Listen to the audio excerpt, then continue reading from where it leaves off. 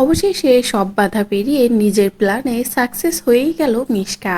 সেনগুপ্ত পরিবারের সকলের সামনে, এমনকি পুরো মিডিয়ার সামনে প্রমাণ করে দিল মিশকা যে মিশকার গর্ভের সন্তান অন্য কারণ নয়, সূর্যের। কিন্তু সূর্য এটা কোনোভাবেই মানতেই পারছে না। সূর্য বারবার চিৎকার করে এটাই বলছে যে অসম্ভব, এটা হতেই পারে না, আমাকে ফাঁসানো হচ্ছে, মিশকা নিশ্চয়ই কোনো ষড়যন্ত্র করেছে, আমি শিওর। কিন্তু মিশকা বলে, এত কিছুর পরেও, ডিএনএ রিপোর্ট দেখানোর পরেও তুই এটা কিভাবে বলিস? সকলে মিলে এমন ভাবে কথা বলে যে সেখানে সূর্যই ফেসে যায়। সূর্যের হয়ে কেউ লড়াই করতে পারে না।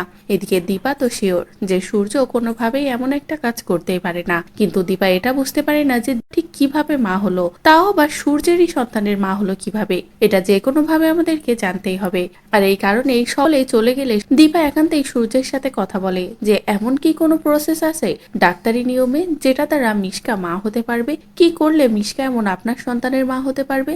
তখনই সূর্য সবটা খুলে বলে যে এভাবেই মা হওয়া যায়, এভাবে একজনের স্পাম ব্যবহার করেও মা হওয়া যায়। যেটা শুনেই দীপা বলে, তাহলে আমি শিওর মিশকা ওই কাজটাই করেছে। এদিকে মিশকা বাড়ি ফিরে আনন্দ করে, কিন্তু মিশকার মনে এই দুশ্চিন্তাও থাকে যে একজন তো জানে মিশকা ঠিক কিভাবে মা হয়েছে, তাকে তো এখান থেকে সরাতেই হবে, তা না হলে যদি কোনো না কোনো দিন সে সকলের সামনে চলে আসে। আর এটা ভেবেই মিশকা ডক্টরের সাথে দেখা করতে চলে যায় এবং তার হাতে টাকা দিয়ে বলে, আপনি এক্ষুনি এই শহর ছেড়ে চলে যান, কারণ আমি যে প্ল্যানটা করেছি তাতে আপনি থাকলে আমারই বিপদ, বলে ডক্টরের হাতে টাকা দিতে যায়। এদিকে দীপাও মিশকার পিছু নিয়ে ঠিক একই জায়গায় পৌঁছে যায়। সেখানে যে নিজেদের সন্দেহটাই ঠিক হয় যে মিশকা তার মানে এই ডক্টরকে ব্যবহার করেছে। আর এটা দেখা মাত্রই সূর্য ও দীপা মিশকার স্যারকেও কল করে, তাকে ডাকে এবং বলে এই যে যার হয়ে আপনি লড়াই করলেন সে কিভাবে মা হয়েছে তার প্রমাণটাও দেখে নিন। এরপরে চোখের সামনে সবটা দেখে পুরো অবাক হয়ে যায় স্যার। বিশ্বাসই করতে পারে না মিশকা এমন একটা নোংরা খেলা খেলেছে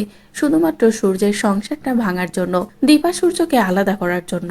আর এই কারণেই স্যার সিদ্ধান্ত নেয় এবার মিশকাকে কঠিন শাস্তি দেবে সে নিজেই। তো বন্ধুরা, এবার যদি ডক্টর মিশকার কাছ থেকে টাকা নিয়ে পালানোর আগেই ধরা পড়ে যায় সূর্য ও দীপার হাতে, তাহলে সেটা দেখতে তোমাদের ঠিক কেমন লাগবে কমেন্ট করে জানাও। পরবর্তী আপডেট পেতে চ্যানেলটি সাবস্ক্রাইব করো।